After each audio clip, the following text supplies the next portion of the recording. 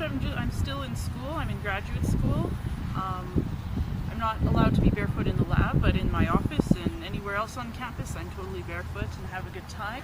In the winter, I tried to go a little longer than last time, so maybe that's a bit of a first, going a little longer into winter barefoot. I did it right up until the first snowfall. It was a very long and very cold winter here in Edmonton.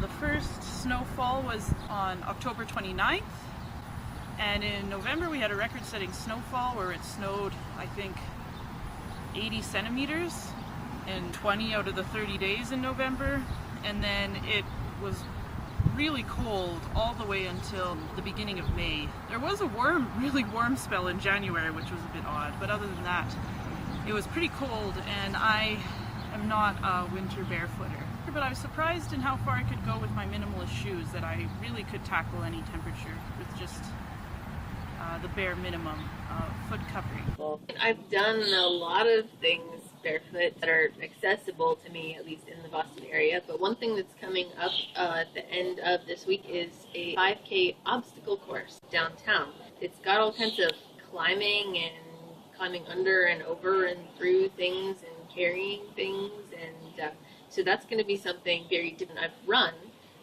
up to 5K so far, which is still a challenge in itself, but the obstacle course component should be an interesting new twist, and we'll see how that goes, because I haven't done anything like that before. I mean, I've gone and sat down at like a Chipotle, for example. So I've gone in there and I've gone in barefoot and I've sat down at their table barefoot. But that's different to me because it is sort of a fast food type joint. It's not a sit down and have a waiter wait on me type of place, and so that's the challenge I think I would set for myself. I am looking forward to summer. It is summer right now, I guess. In July it's a good 25 Celsius, and so really just perfect weather, and I'm having a good time. There's a lot of festivals in Edmonton in the summer, and so I'm looking forward to participating in as many as possible, and as always barefoot.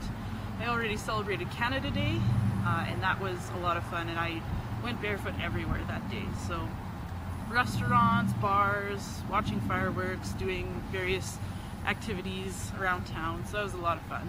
What I most enjoy is my circus class. So I do trapeze and hoop, or lyra. You do need some ankle protection because you do hang off by your ankles a lot, and so that does hurt.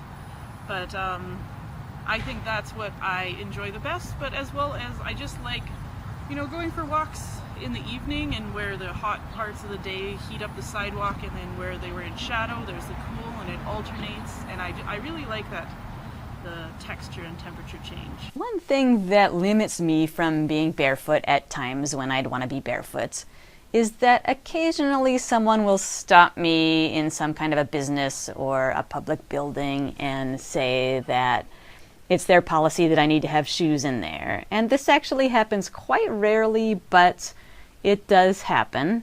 And so I'd say that if I have a manageable short-term target as a barefooter, it would be to think of some more ideas to help spread the word that bare feet are safe, legal, and healthy just about everywhere. And that's why I'm participating in this Q&A. I wasn't sure if I should mention Millwall just because of the reputation their fans have and how intimidating it might be making yourself a target, but I did it, and in the end it wasn't that difficult. And the only other thing I can really think of is that 50-mile walk I did through Essex for the Bobby Moore Fund for Cancer Research. And it wasn't that difficult on the first day, or on the last day, or even on the fourth day actually, but the second and third days when my feet were really sore because it'd been a while since I'd walked that distance all in one go. And we were walking through, I think it was either Basildon or Billericay, probably both, where the pavements there are not very well made, and it's just a load of large stones chucked into some kind of cement mixture and left to dry. So you've got all these rough stones jutting out of the pavement, and my feet were already quite sore, and I had to really slow down then. You can see the videos for that as well. And then the fourth day, by magic, it all just cleared up. I was walking on smoother pavement, but my feet didn't even feel that bad anymore. Very strange. And then after the walk, my feet felt really itchy, as if I was being compelled to go and walk on more rough pavements after getting used to it. That surprised me. The soreness I kind of expected, but the itchiness to go and do more afterwards, that was weird, but it was strange because it really did put me in the mood for more walking. So in February, when I walk around the Premier League London clubs, John Joe's mum's already mapped out a 44-mile route, I'll be really looking forward to that. Some nice smooth London pavements, and everything I've experienced and learned from last year will make it fun. I don't like when my feet get sticky, and the trees have been sapping all over the sidewalks lately, which makes it sticky everywhere, and so then even when you're not on sticky, the sap's on your feet and you stick. Gas station washrooms or campsite washrooms are pretty nasty as well, but I still go through and I still wash it off. And walking on gravel has been slowly getting better, so I won't say I outright dislike it anymore. So, you know, the tougher your feet get, the more enjoyable certain activities get. That now gravel almost, you know, feels comfortable, like a nice foot massage. Well, I really want to get into running. So this is more like a physical target, because I don't think that bare feet are my limiting factor here, but I really would like to be able to run 5 kilometers continuously. Right now I have to walk and run and walk and run, and so being able to run continuously for 5 kilometers by the end of summer, you know, before winter, I think would be a great target of something I'd like to do right now. I think it's becoming popular because of the internet. So when I started barefooting, there was no really community. There was the Society for Barefoot Living, which at that time was just called the Dirty Soul Society, which was a terrible name. I'm really happy that they changed it. But it wasn't like today. The internet was still very young. People were reaching out and finding each other, but it was still really, really new. Unlike today, where social media is so rampant and so easily accessible, and everybody has a smartphone or a device that, you know, enables them to connect with each other. So I think it has grown in popularity, at least in terms of recognition of each other as barefooters. Whether or not the recent fad that's gone through of people wearing the Vibrams and the barefoot shoes, which I hate that term, barefoot shoes. It's like saying naked pants. But yeah, I think the popularity of those types of things have helped as well, at least bring up some of the points that we've known for a while, which is that going barefoot is better for your health, better for your back, better for just your overall gait. As we get more and more people into sort of natural living, which is a huge thing right now, I think barefooting fits right into that. I'm not super into that myself. I don't necessarily go out and eat organic food only or anything like that, but I respect those people who do and find that to be a healthy way of living. I do hope it becomes more and more popular and continues to grow as our community continues to grow, and as we get more exposure like this, I hope that it inspires other people to, you know, not necessarily jump right into it with both feet, haha, but, you know, to try it and find out whether or not they like it, because I think they would if they gave it a chance. Barefooting in Boston hasn't become extremely popular yet, but I do foresee this changing quite a bit.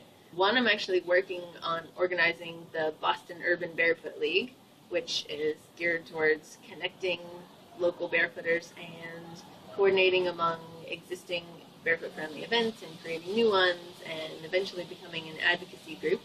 I do think that as people begin to realize the detrimental effects of shoes and the overrated risks of barefooting, it is going to slowly become more popular and less surprising.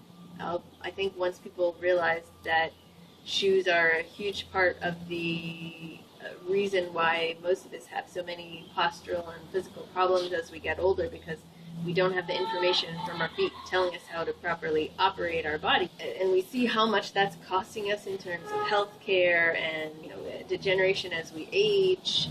When people realize how much this is connected, I think it's going to help shift opinions to realize that the risks of wearing shoes over a lifetime far outweigh the transient minor risks of going barefoot. And I think it's definitely going to change. I plan to help encourage a significant amount of change. How popular is barefooting becoming? Well, that's difficult to gauge for general barefoot living. I still see very few people who do what I do. The only time I meet up with them is when I've encountered them through the online groups and arranged it beforehand. And of course, when you do see someone out in bare feet, you have no idea whether they've done it by choice, whether they do it frequently, whether there might be some exceptional circumstances for that particular occasion. You've no idea. And all I can say is I've not really seen any increase or decrease in frequency of spotting other people outside in bare feet. But barefoot running is becoming really popular, and it's certainly helping those who do everything else barefoot, because when we meet someone, people say, oh yeah, I know someone who runs barefoot, and it doesn't take them much extra thought to make the connection to doing other things barefoot, because if it's good for you to run barefoot, then why not walk? Why not do everyday activities as well, like going to the shops or getting on the train? Do I foresee a time where no one will ever really care? If it does happen, it'll be a long, long time. I think a lot of people's business interests are built on everyone wearing shoes and needing to wear shoes, and that urge isn't going to go away as long as you see most people around you wearing shoes. And what really, really doesn't help is all the nonsense about earthing and grounding and reflexology that people are spouting around, because as soon as anyone hears that and realises what rubbish it is, they associate it with going barefoot, and they think that there is no good reason to go barefoot. If only all those people who are trying to make money out of the self-help industry for themselves would actually just say, go barefoot, it doesn't cost you anything, it won't make me any money either, but at least it's better for everybody, and people would realise there's some sense in it. But who's going to do that apart from really motivated people who just want to plug for the sake of getting the information out there? I try my best, everyone else in this Q&A is trying their best too, but I don't think we're going to win that one. I feel like it's more popular than it was a couple years ago. I'm seeing off and on more and more people, but I really don't think it'll ever get super popular where everyone's doing it, at least here in Edmonton. It's just the long winters make people like their footwear, and it's hard to get them out of it once summer comes. There are a lot of flip-flops, and there are a lot of people that are maybe going barefoot more that are in my friend group due to my influence, but I don't think that they'll be so popular that nobody's surprised by a barefooter anymore. I think there's always going to be pretty much in the minority